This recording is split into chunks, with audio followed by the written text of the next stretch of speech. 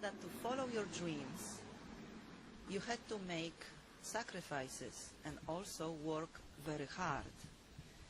To what extent you think hard work paid the role, and to what extent talent? Indeed, it seems like I had to make sacrifices. I left Poland when I was around 20. I had to leave my friends, my family behind and start a new life, and a chief objective was to study with Nadia Boulanger. I guess I had to recognize that I did have a talent. Once I found myself with her, I remember not being fully confident about my talent, to the point where she actually screamed at me at one point. She actually screamed, I remember, to this point, saying, "You have to believe it, you have to believe and use the talent which was given to you." Maybe at that point I somehow changed my attitude and decided, yes, I do have a talent, therefore I have to take care of it. I have to persevere. And I also learned at the same time that the talent might have been a prerequisite, but how easy it is to waste the talent if you don't nurture it. So indeed, hard work was the answer, and hard work is what I did over the years, and I do to this point, in order to write the music that I do write, to have the body of music that I have at this point in my life. And naturally, talent is the basis of it. But without hard work, it just will not show the right results. How does the music come to you? Well, I don't think that I have much input into the details of how the music appears. Because the music flows, it seems to flow all the time. I usually have certain parameters within which I have to write. Parameters meaning commissions, which tell me what ensemble I am to write for, and something about the expectations of the people who commission, be it the soloist or the orchestra. I am chiefly an orchestral composer, so most of my commissions come from orchestras, music directors or soloists. And I always seem to have something flowing in my head, so when I hear a request for a specific form or for a specific type of music, the music that sort of flows within me seems to attain certain direction and takes shape.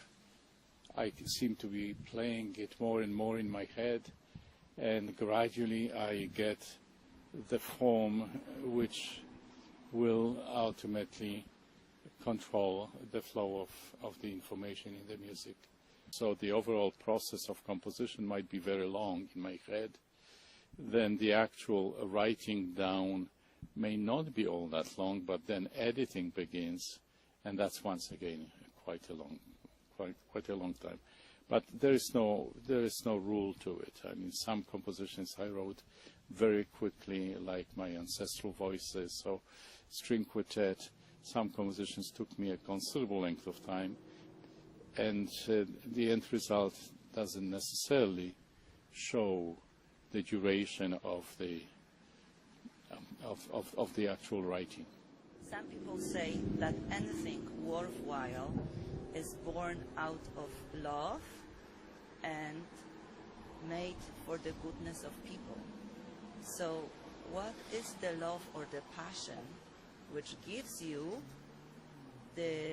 which inspire you to create such beautiful, passionate pieces as I experience in National Art Center, as I experience while singing your compositions with Kingston Symphony, or in different concerts here in Ottawa National Art Center, the Chamber Music Festival, and then also in Carnegie Hall. I did feel that they were created out of something very genuine and something beautiful. And often when I performed there,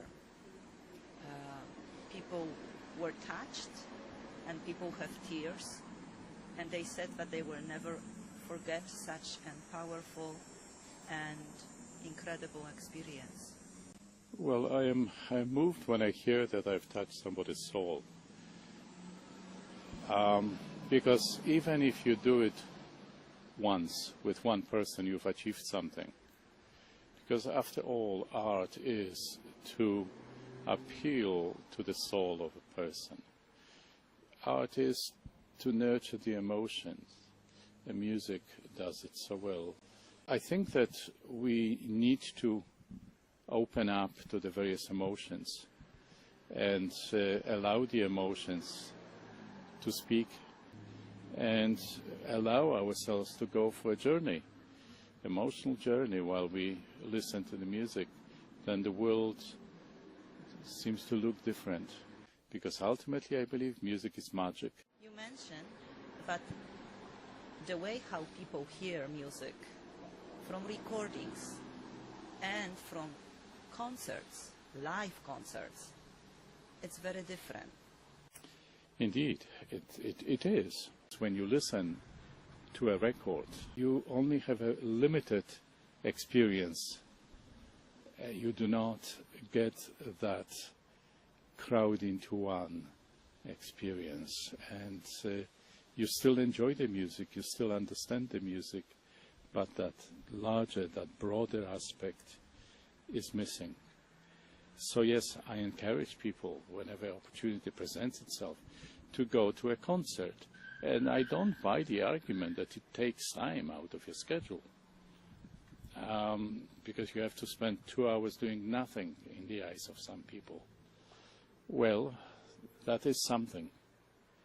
It does have an impact on your life.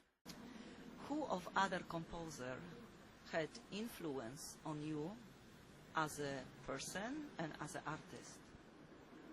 I don't think I can name one person. There are different people that influenced me in different ways. Somebody who influenced me for his tenacity, for coping with the realities around him, and being very,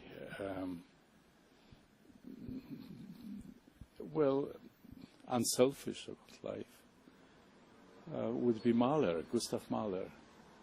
On the other hand, I also admire for different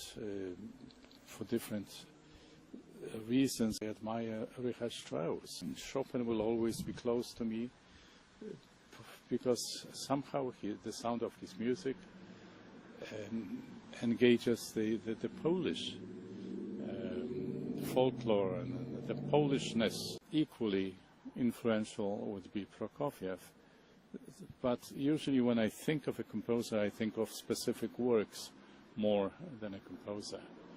So be it Prokofiev or Stravinsky or Bartók or Szymanowski, these composers would have had influence on me in a very specific way. And then earlier composers such as Schumann or Brahms, again, had a very important influence. A whole slew of Renaissance composers, Orlando di Lasso, Palestrina, Josquin des Prez, Gesualdo, all of them had a considerable influence on my thinking.